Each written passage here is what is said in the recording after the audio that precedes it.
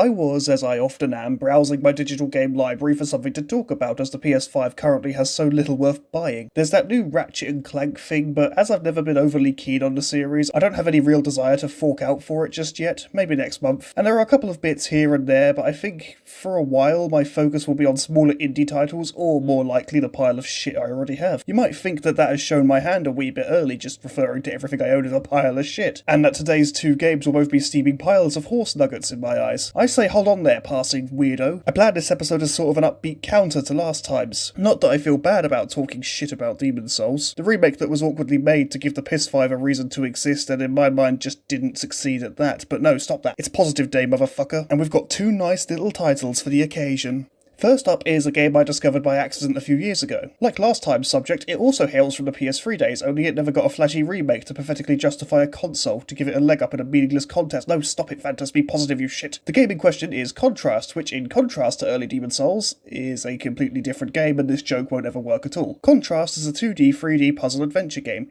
Remember when I first started doing this and I talked about the shady part of me, back when I called myself Bored Gamer? No, don't suspect you do. It was a rather memorable instalment of my measly YouTube history, but if you were one of the 10 or so people that saw it, you might realise why I was drawn to it. Like that game, Contrast uses a 3D real world and a 2D shadow world to create puzzles for the player. In contrast, see what I did there? To the shady part of me, Contrast shadows rely more organically and heavily on the environment around them, and the biggest dangers come from the external objects messing with your platforms. Basically, it doesn't just spawn in a bunch of random fawns to kill you because you need danger. That's what shady part of me did. It kept adding random things that, no shadow was casting it. I get that whole game was probably set in someone's head though, so I suppose I should be more forgiving. I just prefer the more organic nature of Contrast, if I'm being perfectly honest with you. The game follows Dawn, an acrobat woman who follows Dee Dee, an alarmingly unattended child who is the game's real protagonist. We're basically the sidekick, at least that's how it feels, and I'm personally not against this. Dee Dee is worried about her parents' relationship. Firstly, she's sneaking out to see her mother sing at a cabaret club, only to find that her father's in debt with some gangster types, and basically spends the first 2/3 of the game making sure her dad's plans don't fail so he doesn't get his ass kicked. She often sounds disappointed in her father as well. She clearly loves him and wants the family to be whole again, but she comes across as slightly jaded by his old dance. Apparently he keeps coming around with get-rich-quick schemes and everything's going to be alright from now on, and then she says, oh, but he always says that. And I kind of felt for her. You could really hear there's a sense of almost resentment in the girl's voice about having to clean up her dad's messes, but there's a clear desire to want to do it to make sure,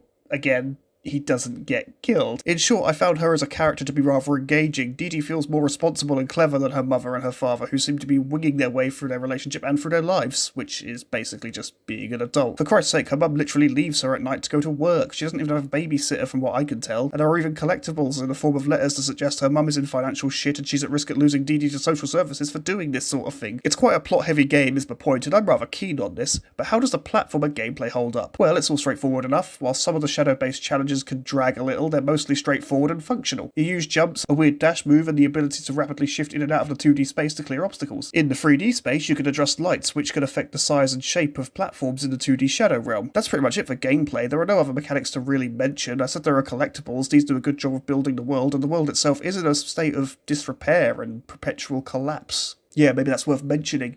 As you explore the world, you'll see that everything's sort of falling apart, and there are these big gaps in the road and random chasms, and it's very surreal. It's a very surreal game. Dee Dee's the only character that appears as a physical object aside from Dawn. Every other character is only portrayed by their shadows. And I find that to be a really interesting artistic way to do things. And that's Contrast. It's a good and clever and, well, rather stylish little platformer. It's the type of game made by someone with a vision with a story to tell, which in my mind makes it automatically more worthy of attention. There are a few bugs here and there and some response issues. When you're a shadow, I found it a little bit difficult to get through some things sometimes, because sometimes the character just wouldn't respond to what I'm trying to tell her to do, or the platforms could be a little bit pokey. But luckily nothing is game-breaking, it all works pretty well. As I say, all the problems are minor at best, and a more direct focus on the mechanics the game has sort of leaves it in a position where there's not a lot to fuck up, and it mostly doesn't fuck up.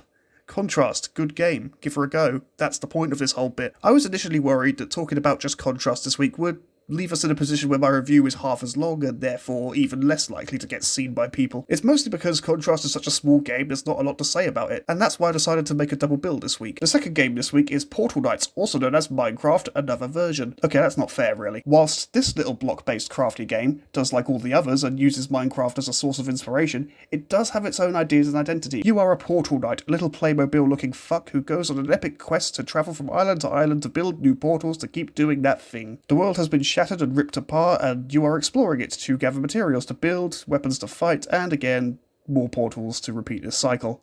That's basically the game.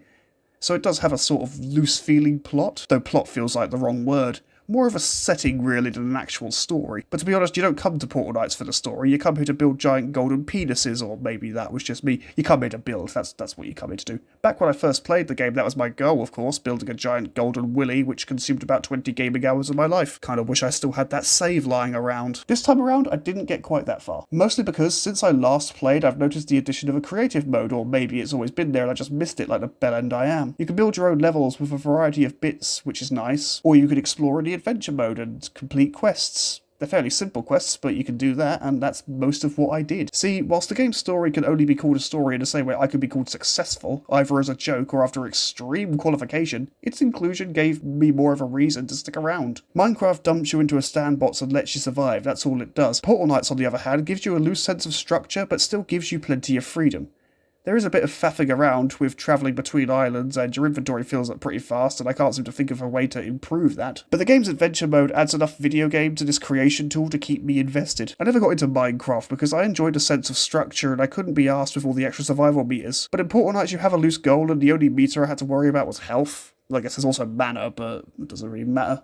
I never really played as a mage. I think I've made it clear that I really don't care for survival games. I've covered a few of them on this channel, and I never seem to have fun with them. I don't know why. I just can't get into them. I don't hate their existence, don't get me wrong, but there are a dime a dozen, and I can't tell most of them apart if I'm being perfectly honest with you. Minecraft, for all its charms, did lose me in part due to the need to eat and sleep. At least I think you need to sleep. I can't be sure. I haven't touched a game since I was in college. But Portal Knights offers an experience more right for me. I like the art style more, for example, and I like the different island biomes that hold a small selection of materials and enemies so you know what you can get from where. I like the third-person combat. It's a very simple combat. You do get a cute little dodge roll, it's not exactly Dark Souls, but I think the third person suits the combat more anyway. I'm not sold on the class system, personally. It feels a bit unnecessary and more for people with friends who will play this game as a group. For me, it's just you can't use 2/3 of the game's equipment. I do like the addition of the traits. They're basic, but they seem to suit the class, which is good, and whilst levelling up isn't too in-depth or complex, it all adds just enough video game to the sandbox tool to be enjoyable to me. There are some other bits I like about Portal Knights. I like being able to dress up in silly costumes. Even though you can't use certain armours if you're the wrong class, you can buy vanity clothes that go over the top of them, so you can enjoy the stats of your original armour but still look how you want to look.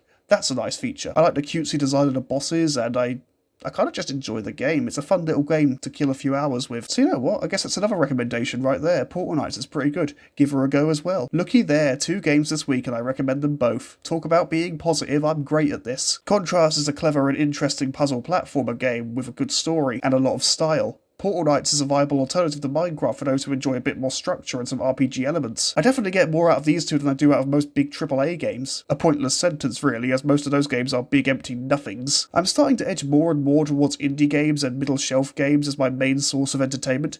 They're more varied and interesting and seem to be built by people who actually want to make a fun game. Hell, even the awful ones are more fun to talk about. Did you see that Lizard Lady vs the Cats game I did a while ago, or that Katana Kato game? Bad as they were, they found them more interesting to talk about. Or maybe I just object to paying 60 to 70 quid for games these days. Often because they last me maybe a week, at best. They're bland sludge produced by an industry that doesn't give a shit. Why would I touch them when I can get perfectly interesting titles for a fraction of the price made by creators who are trying to make good work? Who knows? Who knows, or indeed who gives a fuck? Thanks for watching, be sure to check out the other content available on the channel and don't forget to hit that like button and subscribe for more content. You can also support the channel on Patreon from as little as £1 a month. Check out the link in the description. Thanks in advance and we'll see you next time.